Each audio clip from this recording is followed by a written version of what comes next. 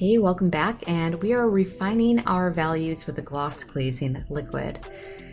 And what I mean by refining values is I'm creating a value scale just like we did in the last video. Light to dark. And I'm interested to see how much paint I'm mixing at the moment.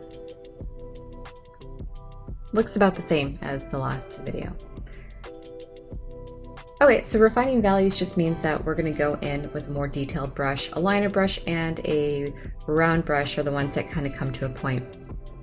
And since it does look a little bit rough around the edges, it doesn't look refined at all, then all we're going to do is kind of zero in on what needs a little bit of work. And sometimes it's not a lot. Sometimes you just have to make a line a little bit more blurry, or maybe you need to push in a darker value a little bit to create more of a shadow. And if you're looking at your reference photo and you're squinting a little bit, it'll be easier for you to see when you look back and forth from your portrait to your reference photo. It'll be easier for you to see what's not working. Another trick is you can always flip your reference photo upside down and flip your painting upside down too, and see if anything is popping out as not looking the same or clear or similar. And of course, because this is a painting, it doesn't have to be exact. We're not shooting for exact accuracy because what you create with your own hand will be much different than what you create with a printer or a camera. And that's like what we want. We don't want it to be exact, but we want the feeling of the image that we created in Canva. And another part of refining is just kind of making sure that your gradients that need to be blurred a little bit better, that you're applying a transparent layer to do that, like to make the blurriness, make the gradient a little bit less drastic. Where I am seeing that I'll need some work is underneath her chin. You can kind of see that even though it is blurred a little bit, it's kind of distinct. It's not a little bit, it should be blurred out a little bit more because it looks like a little a little cartoony. But I keep on focusing on this cheek, and I think the reason why I'm focusing on it is because I had pulled off paint and I'm trying to fix it. Another reason why I like patting in my paint instead of dragging the paintbrush is when you drag, you do run the risk of pulling paint off if you didn't realize that you had a wet layer underneath. Yeah, I mean, acrylic and oil paintings, it's very different. With oil, one of the benefits is that your paint does not dry quickly, and you can rework in like one spot for hours and hours and hours until you're like, perfect. But then I also found that by doing that, spending so much time on one part, because you have the ability to do that, that I kind of didn't spend as much time working on the overall piece.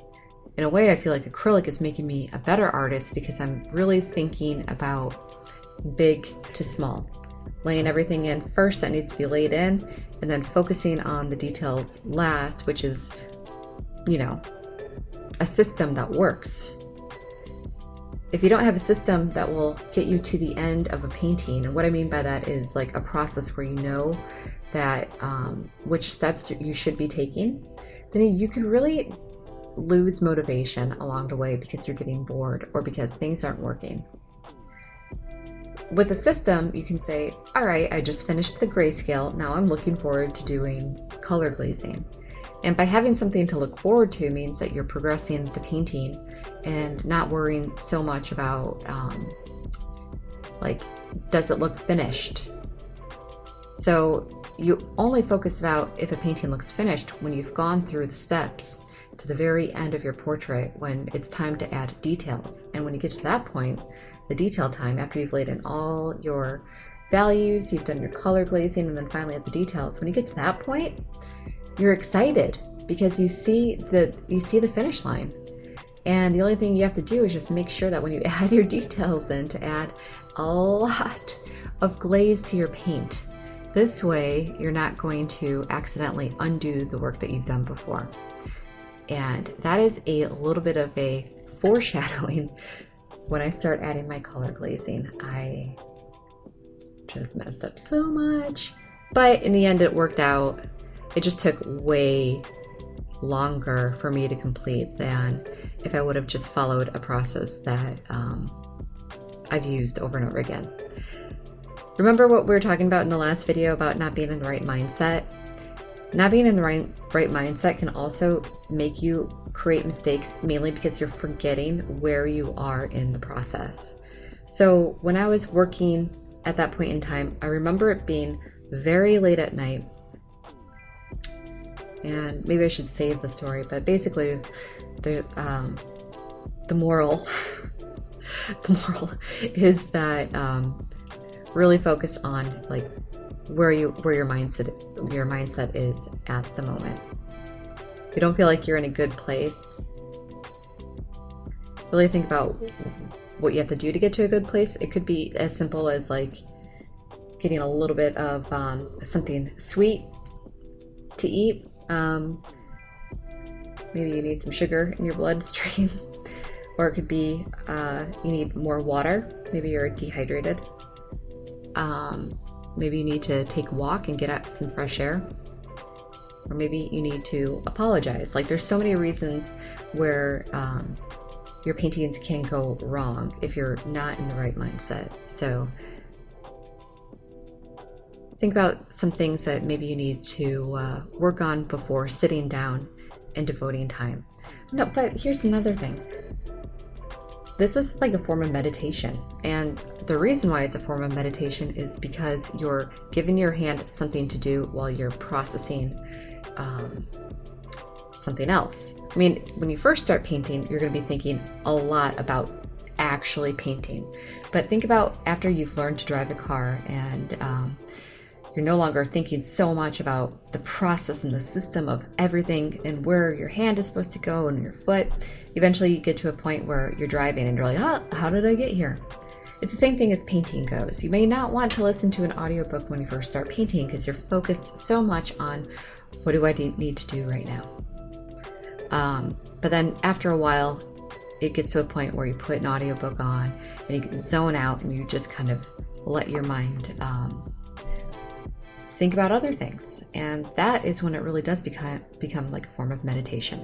Okay, so at the moment, I kind of want to show you that all I'm doing is, like I said before, laying down some paint and then blending it out with that is like a small mop brush. It's a little bit wider on the ends, but it's super fluffy and it should be dry. If it's wet, then it'll thin out your paint, and that's not what we want. We just want to kind of blur it out.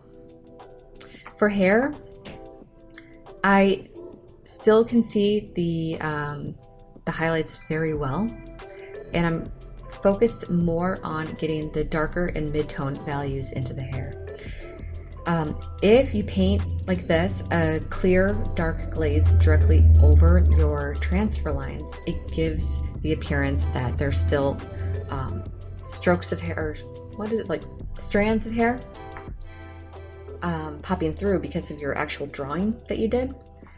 But the glazing is going to make it look more like a chunk.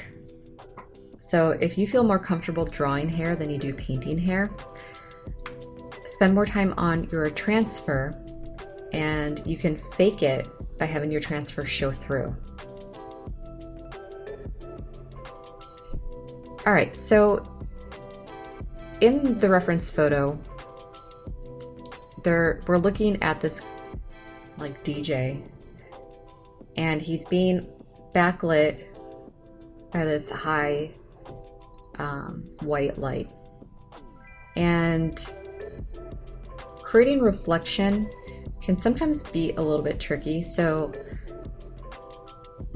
how you can think about this is only focus on what needs to, like, focus on the subject, which I'm doing right now. I'm laying in more dark values because I know that it's not dark enough at the moment.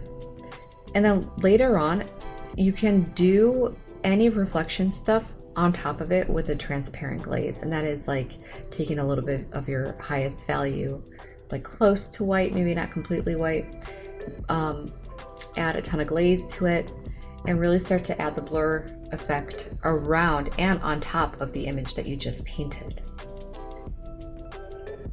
And that kind of goes for everything. Only focus on like what needs to be done at that moment. Like for instance, the eyebrows. So these are pretty dark, more dark than what I'm used to painting. Although this is a very stylized portrait, and because it is a cinematic portrait, we're trying to emulate a very like stylized movie poster. So because the eyebrows are a little bit darker than what I'm used to, it's not like a big deal. But how I would normally approach eyebrows is I would just kind of lay out a thinned out darker value where the eyebrows are going to go. And I would keep it very thin, just enough for it to appear to be the shadow underneath your eyebrows. After that, I would probably just work on getting in the clumps of hair, and you can take a flat brush and kind of like sprawl out the bristles a little bit to give the illusion that there's a little bit of a clump of hair. And then I would probably add a glaze on top of that to smooth it out again, because it probably looks a little bit too weird. And then at the very end, I would use a little bit of paint and a ton of glaze to just add the fine hairs in. And you're thinking, well, if you add a ton of glaze, you probably won't even be able to see the eyebrows. Yet you do. It's just because it's a slight, even though you have a lot of glaze, you're still adding on an additional layer. So it may be subtle, but subtlety is what we're trying to accomplish in our portraits in order to make it more realistic. We don't want anything too high contrast for realism. So when you're adding up transparent layers of paint, it will look more real. Okay, I will see you in the next video.